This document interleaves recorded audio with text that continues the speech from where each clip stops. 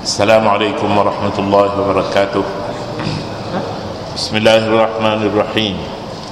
Alhamdulillahi rabbil alamin, wassalatu wassalamu ala ashrafil mursalin nabiyyina Muhammadin wa ala alihi wa sahbihi ajma'in. Subhanaka la ilma lana illa ma 'allamtana innaka antal alimul hakim. Wa la hawla wa la quwwata illa billahil aliyyil azim. Kita baca suratul Waqi'ah.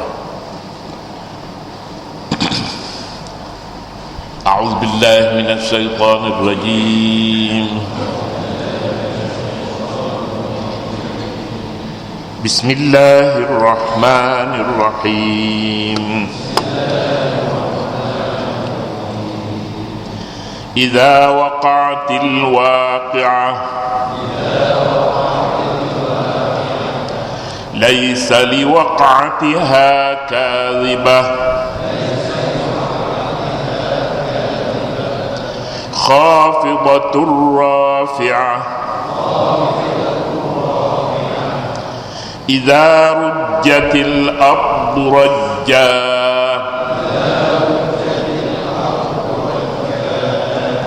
وبست الجبال بسا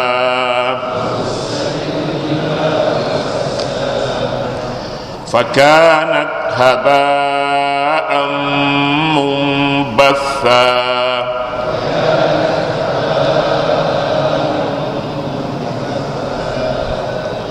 وكنتم أزواجا ثلاثة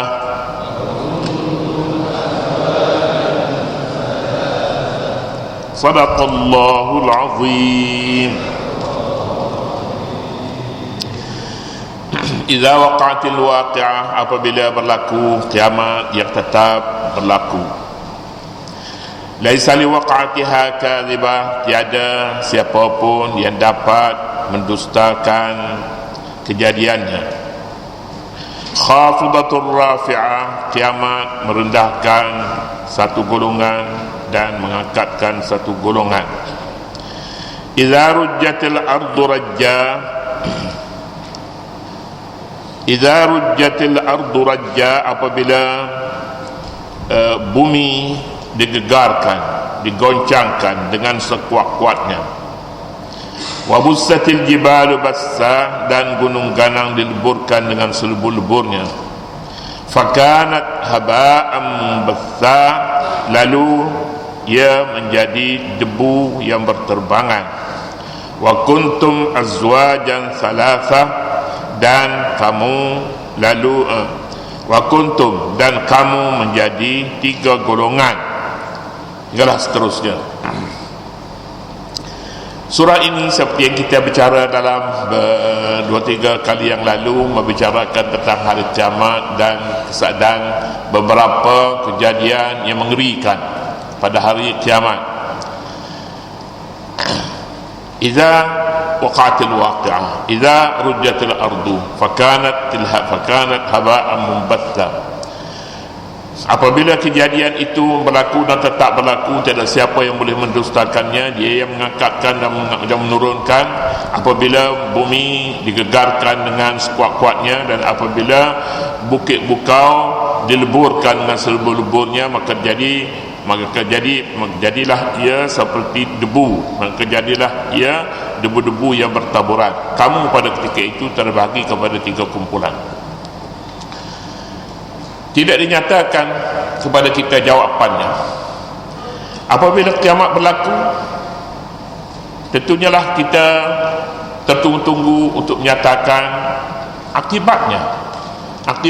Idza waqa'atil waqi'ah, apabila kejadian itu berlaku, kamu akan hancur lebur. Tidak disebutkan begitu.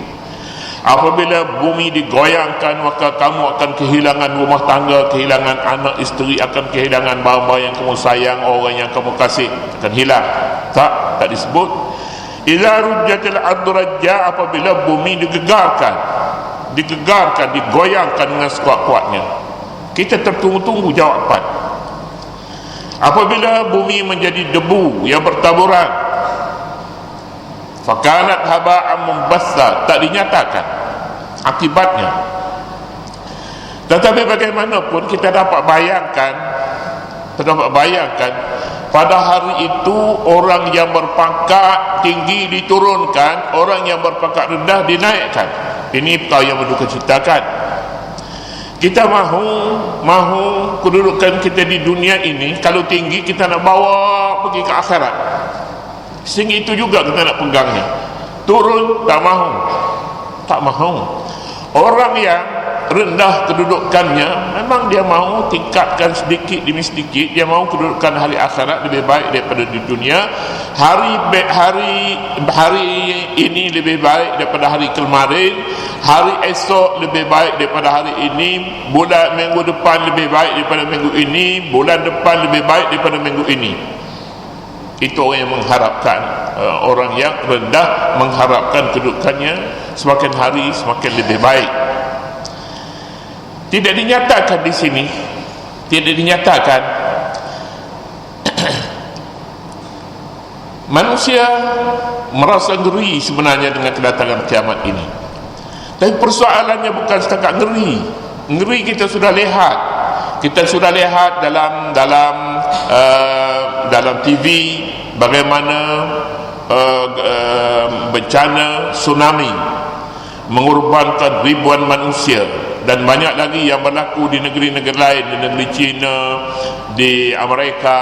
Bencana alam berlaku merata-rata dan hampir setiap hari kita menyaksikannya. Apakah perubahan pada kita? Tak ada. Kita semayang orang mati, kita kata orang mati, kita tak mati. Kita lihat kejadian berlaku di China, berlaku di Aceh, kita kata tidak tempat kita di Aceh. Dan banyak lagi berlaku peperangan di sana sini, tapi tidak di tempat kita. Kita masih selamat. Namun begitu, keselamatan kita untuk selama-lamanya tidak. Bumi ini pun akan dimusnahkan oleh Allah Subhanahu wa taala dengan kiamat. Apalagilah penduduk di bumi.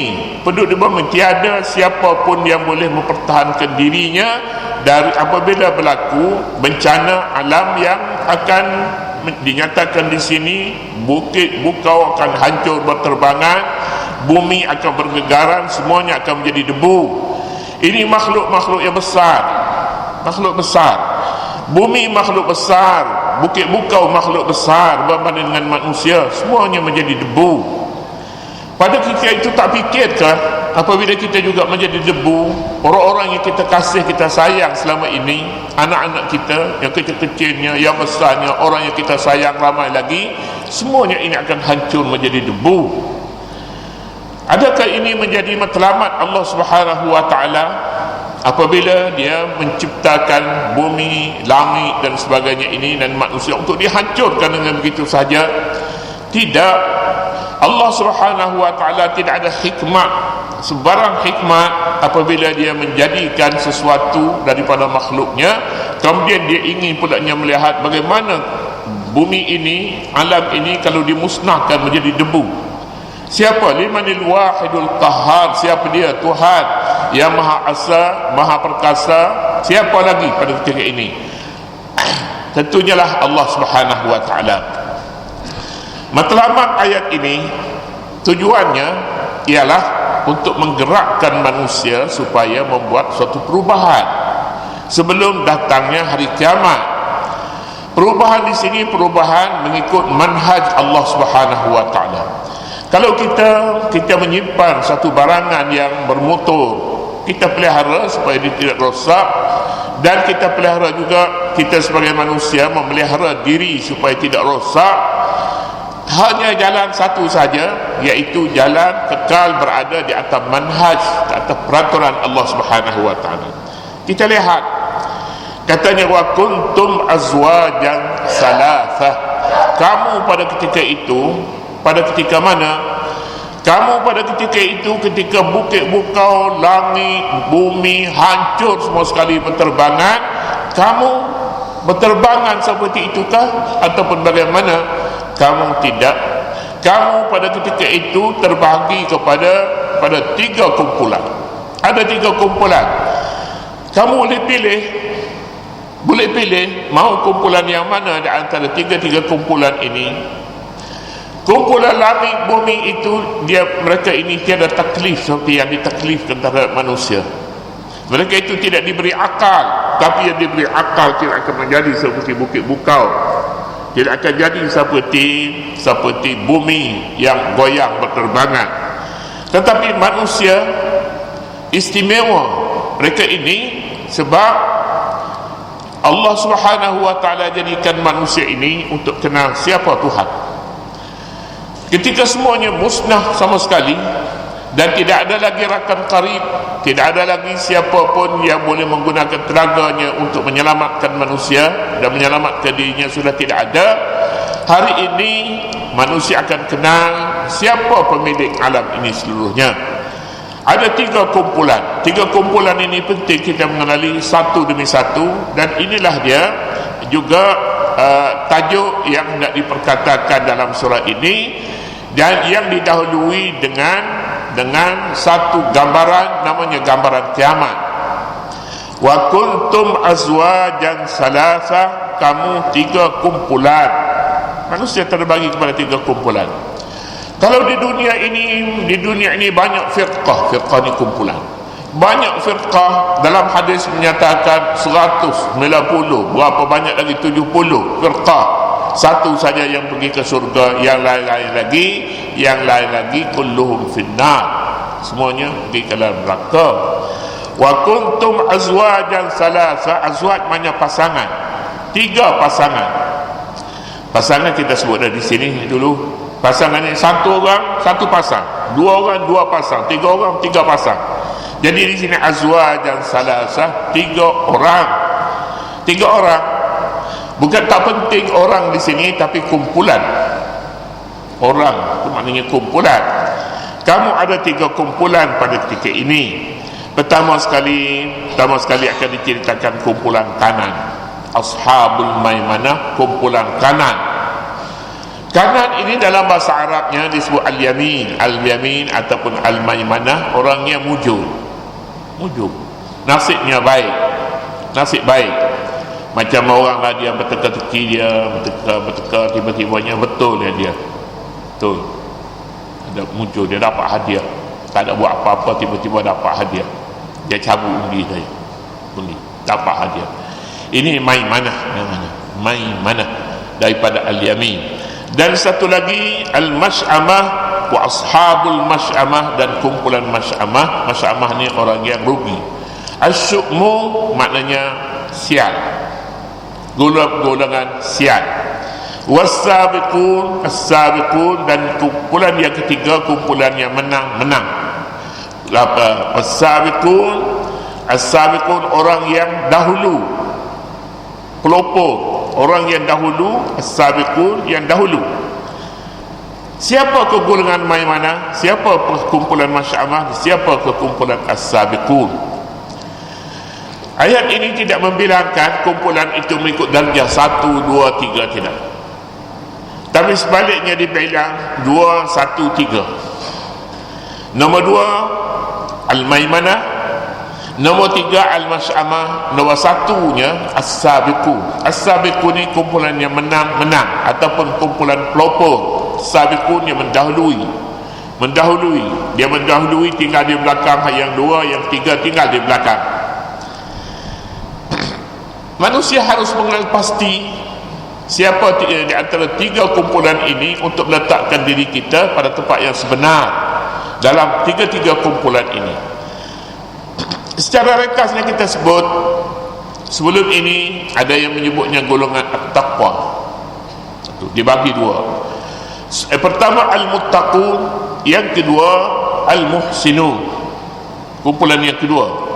Dalam surah Al-Waqi'ah ini memperincikan bahawa kumpulan yang muttaqin ini, kumpulan yang baik ini, 2 kumpulan, iaitu as-sabiqun dan ashabul maimanah. Kumpulan ahli syurga dan ahli neraka dibagi 2. Kumpulan yang ahli syurga ini 2 kumpulan. Pertama sekali kumpulan kanan, dan kumpulan yang kedua ahli syurga juga, iaitu as-sabiqun. Neraka 1 saja. Memberi sedikit harapan kepada umat manusia bahawa ahli neraka lebih ramai ahli syurga, ahli neraka lebih sedikit, ahli syurga lebih ramai. Ahli syurga ramai, ahli syurga. Tetapi ahli neraka, kalau bagi 3 kumpulan, 1 kumpulan ahli, 1/3 ahli neraka, dan 2/3 lagi ahli syurga. Kan beri sedikit kelegaan lah. Dulu ingat-ingat kita duduk di mana tak tahu. Di dalam apabila kiamat semuanya menjadi debu, kita di mana duduknya? Di mana? Jawabnya salah satu daripada 3 kumpulan ini. Sama ada kita kumpulan al-maimanah ataupun kumpulan as-sabiqun ataupun kumpulan ashabul mas'amah, yang akan diperincikan satu demi satu tentang siapakah orang yang al-maimanah, siapa al-mas'amah, dan siapa as-sabiqun. Kita ambil dulu yang pertama ini, orang yang dahulu. Dia mendahului segala amal kebajikan. Dahulu. Seperti mana sahabat-sahabat Nabi, mereka ini orang yang mendahului tabi'in, mendahului dalam amal-amal kebajikan, itu as-sabiqun. Dan as-sabiqun ini terus berpanjangan, iaitu mereka yang mendahului rakan-rakannya pada amal kebajikan. Dia tidak tinggal untuk orang lain. Bila nampak sampah duduk dalam masjid ni, tidak kata dia tidak panggil siap nak je, bila duduk ni mana ni, tak basuh ni, tak ambil sampah, tak buang. Tak ada, dia tak tunggu, tapi dia sendiri lebih awal mengutip sampah yang berada dalam masjid. Namanya as-sabiqun. Ini orang ini as-sabiqun, orang yang mendahului. Dia dapat nombor 1. Nombor 1 duduk sah pertama. Bila ada sampah pun dialah, bila ada perkara-perkara yang buruk dialah sebenarnya, bila ada kebajikan dialah orang yang pertama. Itu ciri-ciri yang akan disebutkan nanti. Kemudian yang kedua ashabul mas'amah, ashabul maimanah, yang ketiga ashabul mas'amah. Dan untuk selanjutnya akan disebut kemudian. Allah Subhanahu wa taala a'lam. A'udzu billahi minasyaitonir rajim. Bismillahirrahmanirrahim. Allahumma rabbana la tuzigh qulubana ba'da idh hadaytana wa hab lana min ladunka rahmatan innaka antal wahhab. Rabbana iftah bainana wa baina qaumina bil haqqi wa anta khairul fatihin. Sallallahu ala nabiyyina Muhammadin wa ala alihi wa sahbihi wa sallam. Walhamdulillah.